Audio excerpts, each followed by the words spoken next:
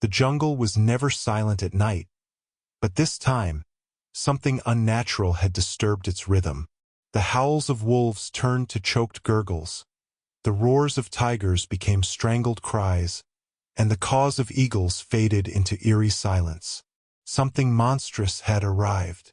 Deep in the heart of the jungle, biologist Dr. Elias Mercer had set up camp with his team to study an unusual meteorite crash. They had barely begun their examination when they discovered the grotesque, pulsating eggs near the impact site.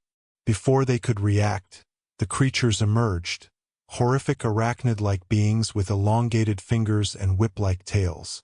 Facehuggers. But they did not just seek human hosts. These creatures scurried into the wilderness, hunting down the jungle's apex predators.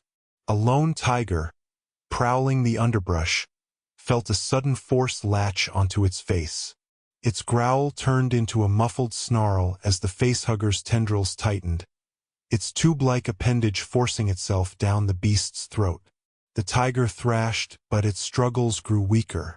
Soon it lay motionless. Elsewhere, a wolf pack sniffed the air, their keen senses alerting them to something foreign.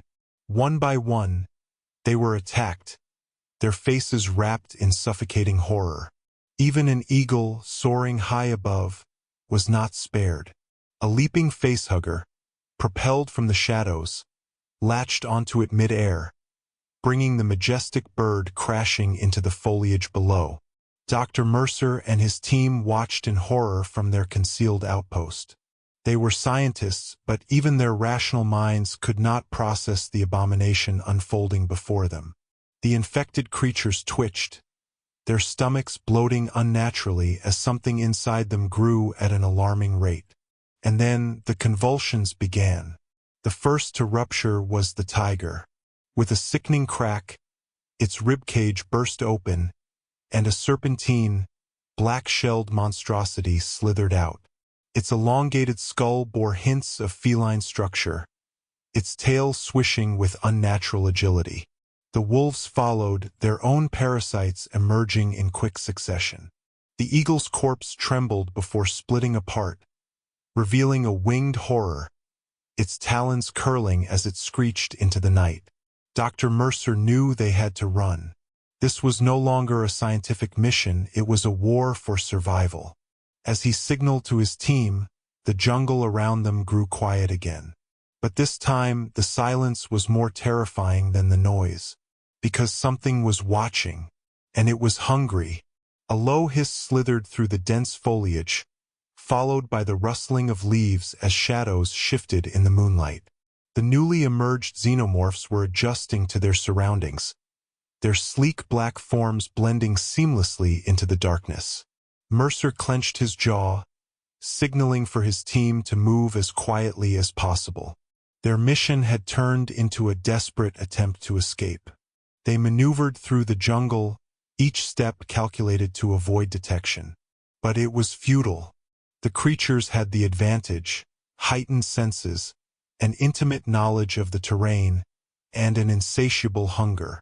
One of the researchers, a young man named Carter, barely had time to scream before a black figure lunged from the canopy above, its claws slicing through flesh like butter.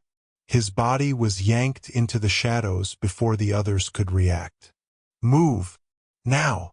Mercer barked, pushing the others forward. They ran, branches whipping against their faces, the sound of pursuit growing louder. The jungle, once a place of natural beauty, had become a hunting ground. Up ahead, they spotted an abandoned shack, remnants of an old expedition. It wasn't much, but it was shelter. They scrambled inside, bolting the door behind them. The silence returned, but it was not a reprieve. It was a promise that the nightmare was far from over. Mercer gripped his rifle, sweat dripping from his brow. They were trapped, and outside, in the darkness, the xenomorphs waited.